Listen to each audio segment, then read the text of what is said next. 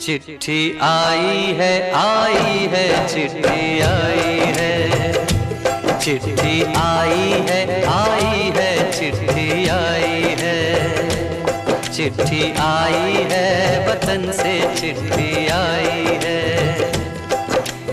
बड़े दिनों के बाद हम बेवतनों को याद, बड़े दिनों के बाद हम बेवतनों को याद, वतन की मिट्टी आई है। जिन घरों में मैं अखबार डालता हूँ उनमें से एक घर में काफ़ी सारी अखबारें इकट्ठी थी। मुझे कुछ चिंता हुई। मैं घर के आगे रुका, देखा, ऐसा लगा किसी ने अखबार पढ़ी ही नहीं है। इतनी सारी अखबारें एक साथ इकट्ठा देखकर मेरी मानवीय संवेदनाएं जाग उठी। मुझे लगा कहीं कुछ गलत तो नहीं हो रहा है। आखिर सच्चाई जानने के लिए मैंने उस घर के दरवाजे पे लगी हुई घंटी बजाई।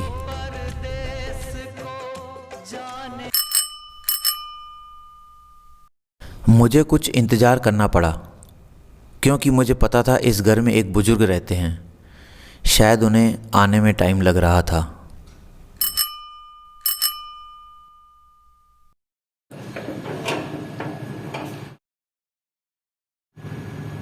सर ये इतनी अखबार पढ़ते नहीं हो क्या? नींद से जागे बुजुर्ग ने मुझे अंदर आने का इशारा किया। अचानक किसी के घर में ऐसे ही प्रवेश कर जाना मुझे अच्छा नहीं लगा। मैं बाहर चिंता मग्न खड़ा हुआ इंतजार करने लगा। अरे आ जाओ। हाँ हाँ। उन्होंने कहा ऐसा मैंने जानबूझकर किया हुआ है। वो मुस्कुराए और अपनी बात जारी रखते हुए मुझसे कहा, मैं चाहता हूँ तुम मुझे अखबारें व्यक्तिगत रूप से दो। मेरे घर की घंटी बजाओ, मुझे बुलाओ, मेरे हाथ में दो। वो तो मैं दे दूंगा बाबूजी आपको, लेकिन सुबह सुबह इतना टाइम कहाँ होता है? आपको नहीं लगता ये अपने दोनों के समय की बर्बादी हो जाएगी? चलो कोई बात नहीं, ठीक है, दे दूंगा बाबूजी, ठीक है, राम राम। अरे रुको रुको, सुनो, देखो भैया, अगर आप मेरा दरवाज़ा खटखटा के मुझे हाथ में अखबार दोगे तो मैं इसके लिए आपको 500 रुपये प्रति माह एक्स्ट्रा दूंगा। ऐसी कोई जरूरत नहीं है बाबूजी, ये तो 500 रुपये, चलो कोई बात नहीं, आप दोगे तो मैं ले लूंगा। अरे सुनो सुनो, मेरी बात सुनो नौजवान, आपको बहुत जल्दी रहती है। मान लो आपने कभी दरवाज़ा खटखटाया, घंटी बजाई और मैं नहीं आया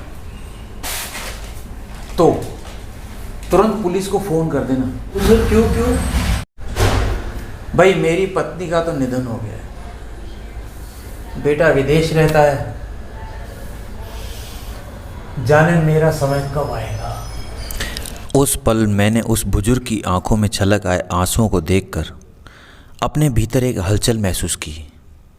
उन्होंने अपना दर्द छुपाते हुए बड़ी गहराई से मुझे कहा, अखबार वखार तो मैं पढ़ता नहीं। कोई दरवाज़ा खटखटाता है, कोई घंटी बजाता है तो एक जाना पहचाना चेहरा देखने के लिए मैं बाहर आ जाता हूँ। अखबार भी मैं इसीलिए मंगवाता हूँ। हाँ, मेरे बेटे का नंबर ले जाओ, वो विदेश रहता है। बचपन में जब छोटा था हर चीज़ देता था मैं उसे खेलने के लिए, हर चीज़ मांगता था। पढ़ लिख गया, पढ़ने के बाद विदेश जाऊंगा, चला भी गया, वहीं रम गया है। अब वो यहाँ नहीं आता है। उसका नंबर ज़रूर रखना याद। मान लो आपने कभी घंटी बजाई, दरवाज़ा बजाया और मैं ना आया तो उसे इत्तला कर देना प्लीज़।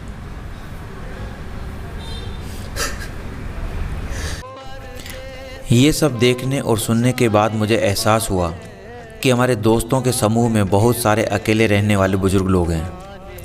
कभी कभी आपको आश्चर्य हो सकता है कि वे अपने बुढ़ापे में भी व्हाट्सएप पर संदेश क्यों भेजते हैं, जैसे वे अभी भी बहुत सक्रिय हों। दरअसल सुबह शाम के इन अभिवादनों का महत्व दरवाजे पर दस्तक देने या घंटी बजाने के अर्थ के समान ही है। ये एक दूसरे की सुरक्षा की कामना करने और देखभाल व्यक्त करने का एक तरीका है। आजकल व्हाट्सएप बहुत सुविधाजनक है।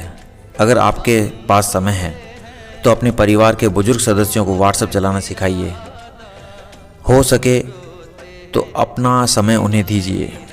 किसी दिन यदि आपको उनकी सुबह की शुभकामना या संदेश नहीं मिलता है तो हो सकता है वे अस्वस्थ हों और उन्हें आप जैसे किसी साथी की आवश्यकता हो।